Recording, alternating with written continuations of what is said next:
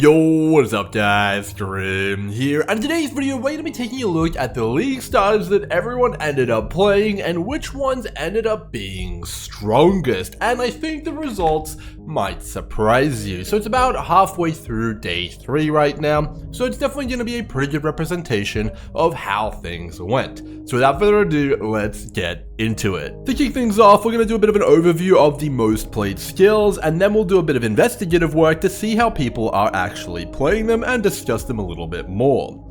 So overall, surprisingly, in endgame right now, the most played league starter is actually Lightning Arrow. Despite what a lot of people thought, with the nerf of Vengeant Cascade, Lightning Arrow Artillery Ballista is the most popular league start. Sitting here at 12% overall played, that is a staggering amount, and people are already starting to swap off Lightning Arrow to their other endgame builds. So it likely was even higher than that in terms of overall league starters. So it definitely did seem to be popular, and a lot of the players who are playing it are actually exceptionally high level as well, meaning that it can also stand up in endgame and be pretty strong. So overall, Lightning Arrow, surprising and very strong, and it looks like a lot of people are using the returning projectile support as well in their Lightning Arrow build in place of Vengeant Cascade. So overall, pretty damn interesting.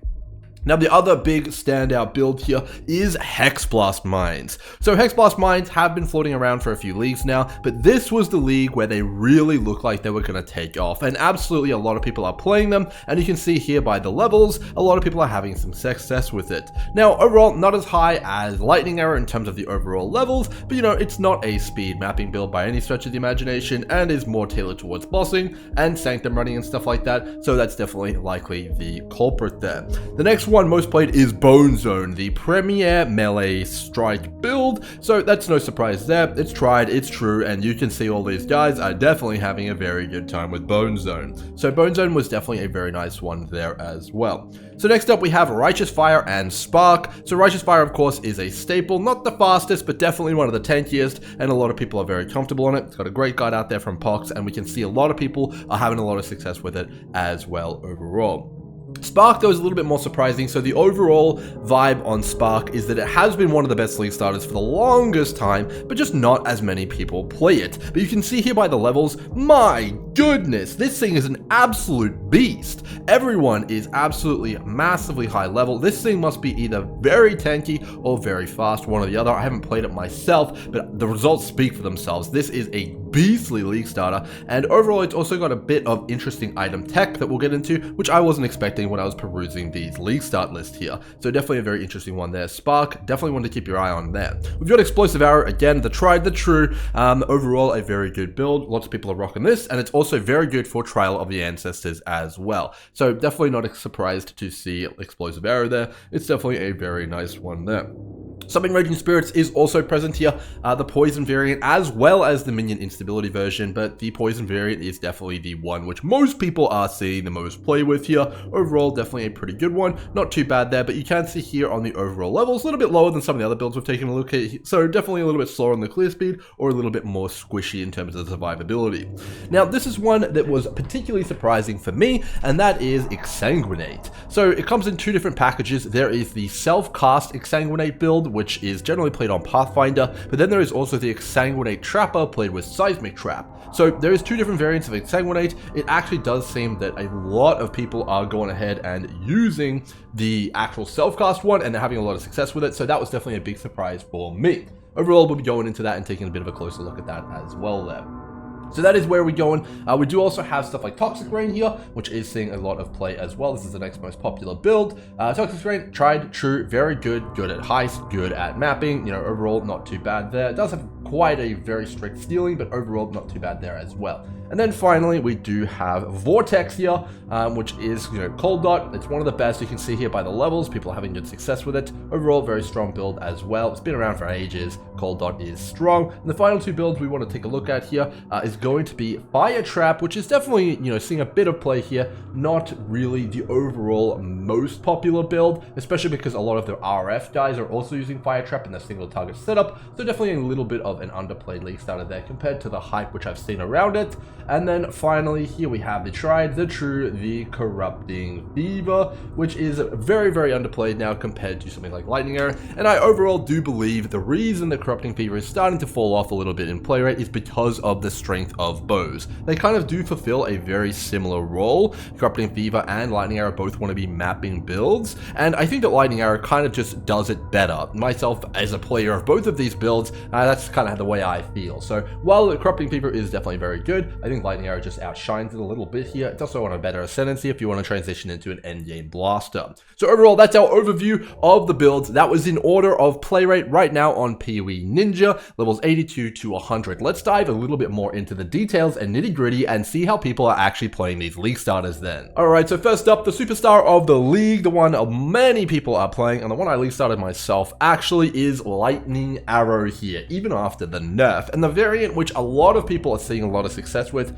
is the Berserk version. I think both of the guides which got published for this build here from Crouching Tuna and Kobe Black Mamba are both using the Berserk variant, so that does make a whole lot of sense. But overall, this build packs insane clear speed, insane damage, and is actually fully capable of having enough single target to deal everything in the game. So the main thing to take away here is try elite bow, you're going to be going crit, and you're going to be getting a ton of flat damage from your chest piece Hyrizaya here, and of course you're going to be running the Berserk combo of Calm Spirit as well as Vol's Vision. Definitely probably the fastest league starter in terms of farming and what you could have picked, and definitely a big currency powerhouse here, which is going to just continue to scale and scale and scale. So overall, very, very good build, and it's also phenomenal at the lead mechanic. I can attest to that. Totems are your best friend because you can put all the totems down and then kill all the enemies' totems while you are actually already attacking them with the artillery ballistas you have put down. So overall, phenomenal build, and if you're looking for a bit of a strategic reroll, I think this is definitely one of the top picks I would recommend personally. So next up is the other powerhouse of the league, the other hyped up build, Hexblast Mines. Now, the version which I've seen to be the most effective and having the most success is the Korean Calm's Heart Wrathpith Globe version here.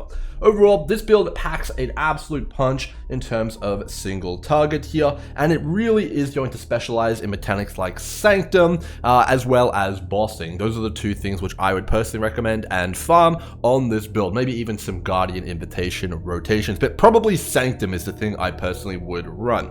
Overall, a phenomenal build. It's definitely got some pretty good beef, and a lot of players are hitting some really high levels already with it thanks to that beef. So very, very good overall. Definitely does use quite a few unique jewels here, which can be a little bit difficult to get your hands on if you want to go for the exact version a lot of these really high guys are going. But overall, Hexblast Mines definitely a standout pick and one of the strongest ones if you're looking for more of that bossing slash kind of Sanctum playstyle. Although the mapping does look a little bit on the slower side, if you're looking for something that goes real fast, there might be a middle ground with another build that we're talking about on this list. But definitely a phenomenal build nonetheless. So the next most popular builds were EA and Poison SRS, which you guys already know how those work generally, and overall they haven't changed too much. Now, the next one on the list was Exsanguinate and all its variants. So we're pretty used to the normal Exsanguinate Seismic Trapper, which was a portion of the Exsanguinate players, about 50%-ish, but there was another build in there which I hadn't seen before, and I didn't see on any of the top 10 lists, or really even hear about in my sphere here, so I thought you guys might be interested in looking at it a little bit.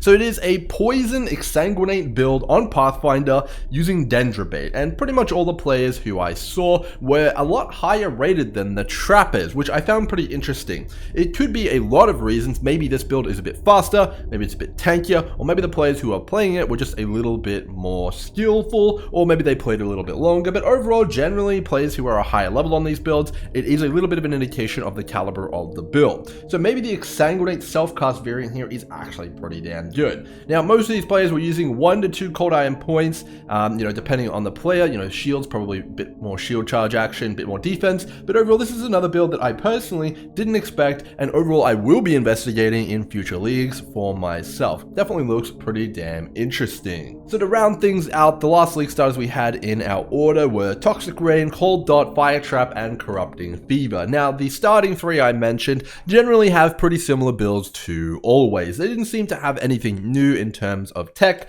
People were playing the tried, the true, the old pair of shoes there, and they definitely seem to be working out pretty well for those players. Now, Corrupting Fever did have something on it that caught my eye, and that is a lot of players starting to use this body armor here on their Corrupting Fever build. It gives you life regen, which is nice on a build that uses life as their resource, and also gives you chaos res, as well as making it so your armor applies to chaos damage as well, which basically fully mitigates all of your chaos issues, because now you can mitigate it in multiple ways, as well as having some chaos res here as well. So this is definitely a very interesting body armor. Not only did I see it on Corrupting Fever though, I also saw it on Bone Shatter, which also can fully take advantage of that nice little bit of life regen there to make sure that you don't die from using the trauma stack. So this is a body armor which I definitely see gathering quite a lot of steam, especially on league starters, and a lot of people do seem to be using it here.